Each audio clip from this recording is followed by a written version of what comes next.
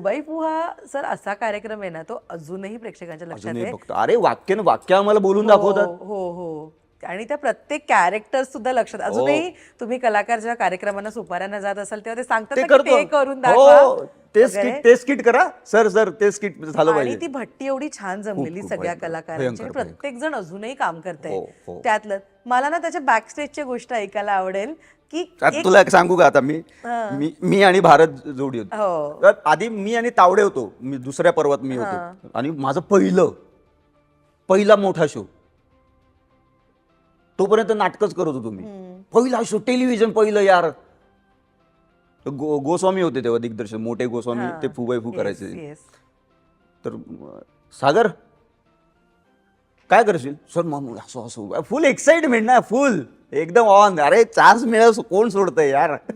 असं असं असं तुझ्या डोक्यात काय, हा सर आहे असं असं, अरे लिहिलं मी दान दान दान, हा हा हे कर सागर, चालू नो प्रॉब्लेम.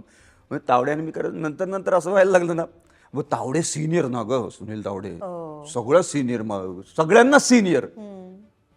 आणि मी नवीन खूप त्यांच्यात, आणि त्यांच्यानी माझी जोडी. अरे देवा म्हटलं, बाबा कोणाला दिलं मला. तर मी लिहायचो आदल्या दिवशी रात्री, सकाळी येऊन त्यांना द्यायचो, वाचा बघा कसं वाटतंय. चल रे अजून लिहि रे चांगलं, हे काय आहे तर आयुष्यपद. मग माझी एक जागा होती, टॉयलेटमध्ये जायचो. काही मी खूपदा टॉयलेटमध्ये बसलो की मला खूप सुस्त, मला पण. हा खूप सुस्त मला. मी तिकडे जायचो, तिकडे लिहित बसायचो. मग काय तर मोठे गोस्वामींनी तावडेनं म्हणाले होते की तावडे हे का त्याला असं करतो तुम्ही. अहो ते चांगलं लिहितोय तो, थांबा जरा, त्याला असंच करायला लागेल. चांगलं लिहितोय तो, चांगलं लिहितोय तो. Okay okay. आणि भारत आणि मी जेव्हा होतो तेव्हा म्हणजे आमचं वेगळंच असायचं. आम्हाला ज्या दिवशी आदल्या दिवशी स्क्रिप्ट मिळायचं, आम्ही ते संध्याकाळपर्यंत लॉक तालीम बिलीम करून संपलं, फडशा पाडून टाकायचो आम्ही त्याचा, काही नाही.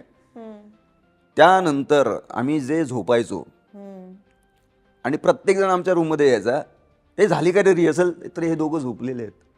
कधीही कुणीही या आमच्या रूममध्ये, आम्ही झोपलेलोच असायचो. शूटिंगच्या दिवशी पण यायचं, नाश्ता करायचा, झोपायचं. अरे बापरे. झोपायचं सरळ, डोक्याला शॉट नाही द्यायचा. आणि त्यामुळेच ना ते स्पॉन्टेनिटी आमची वर्क झाली. खूप तालीम केली ना, खूप रिहर्सल केली ना, तर ते प्रेडिक्टेबल होतं. मग प्रेडिक्ट करता येईल लोकांना की आता असं बोलणार आहे, असं बोलणार आहे.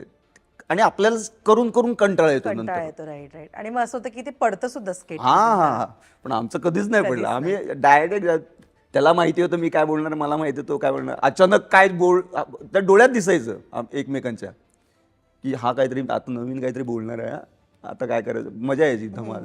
हे बॅकस्टेजला आमचं हे चालायचं.